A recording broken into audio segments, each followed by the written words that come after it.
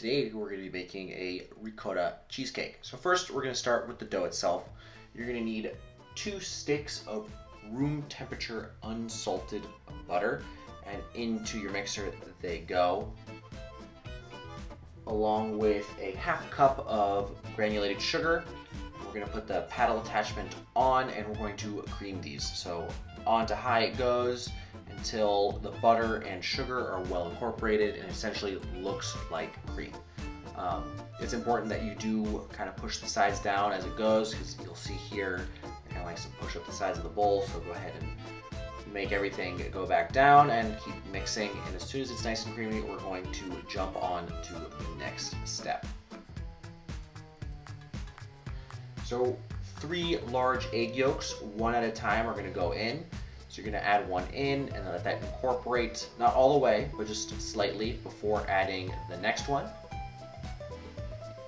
And repeating the same thing, and then finally adding the 3rd one. Let that almost completely incorporate, and then we're going to add in 1 whole large egg. So this one is the whole thing, whites and yolk. Let that kind of come into one nice homogeneous batter before adding in 3½ cups of all-purpose flour with a pinch of salt. And we're going to do this in batches. So we're going to add 1 cup at a time.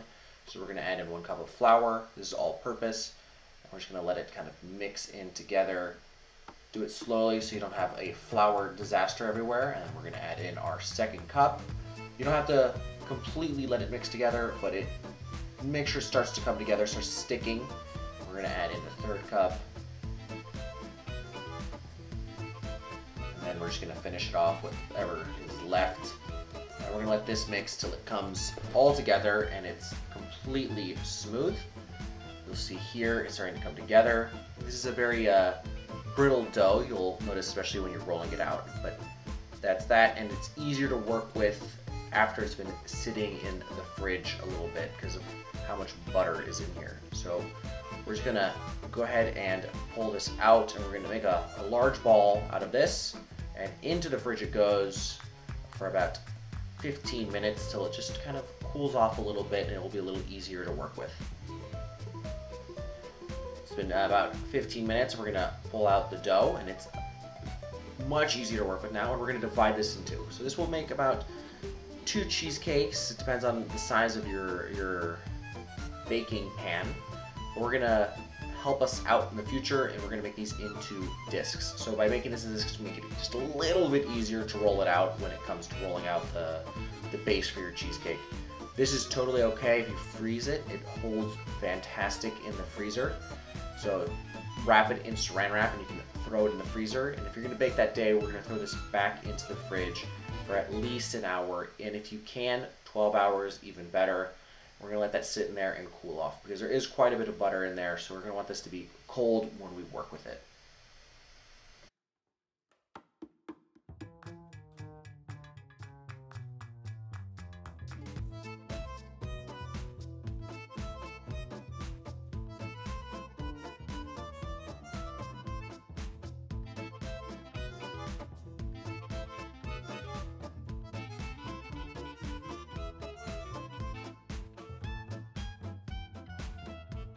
All right, now for our cheese filling. So first we're gonna need to beat 3 large eggs worth of whites till they have reached stiff peaks. I recommend doing this in a machine. By hand, it's going to be a lot of fun. By a lot of fun, I mean not a lot of fun. So I recommend doing this in a machine if you can, till you get stiff peaks. All right, now for our cheese mixture. 3 egg yolks, so those 3 that you used the egg whites for, save the yolks. Into the bowl they go, along with ½ pound of ricotta. Go ahead and throw that all in there. Make sure you get it all. And then we're gonna add in ½ cup of granulated sugar. Along in there is 1 bean of vanilla, or you can add in 1 teaspoon of vanilla extract, and then 4 ounces of room temperature cream cheese. And then we're just gonna zest a little bit of a lemon on top. So this is about a quarter to a half a lemon worth of zest, just right on in. And we're gonna mix this all together with a paddle attachment on the KitchenAid. You can do this by hand.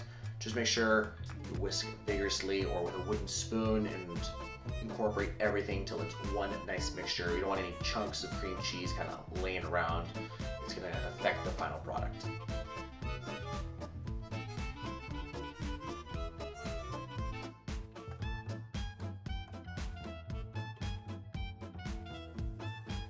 So once this is nice and mixed together, we're gonna go ahead and remove it. And we're gonna go grab our egg whites and finish the mixture. So normally when you're incorporating egg whites into something, you gently fold it in together. Here, don't have to be that gentle. Of course, you don't wanna knock all of that air that you've made with those egg whites, but you can be a little rougher than usual. So make sure everything is well mixed together. Don't be afraid to mix it. You don't want any of that egg white being baked in there and then being like a bite of egg white. Believe me, it's not pleasant. So go ahead and mix it around.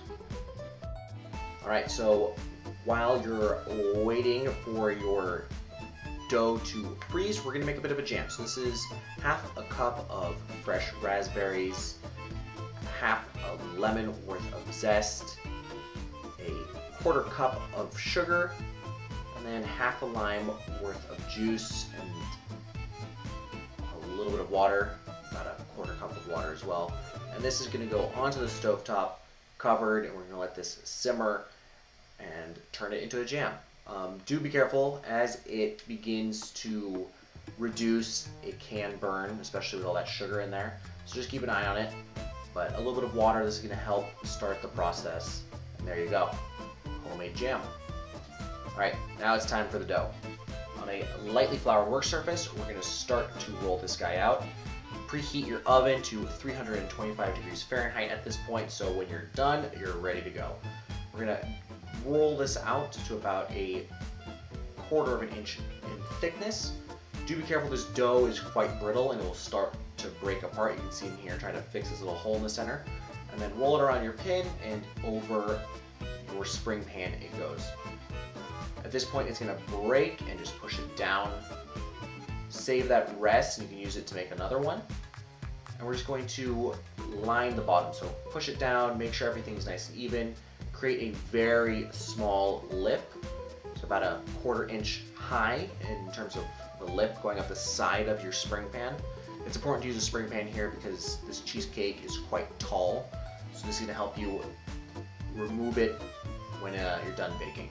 So we're going to bake this for about 15 minutes in a 325 degree oven until lightly brown. And we're going to let that cool for about 30 minutes before adding our cheesecake mixture. And we're gonna add in a lot of it. So 3/4 of the pan worth of cheesecake batter. You have to keep in mind this will rise, so don't fill it to the top. And this is then gonna go into the 325 degree oven for 1 hour.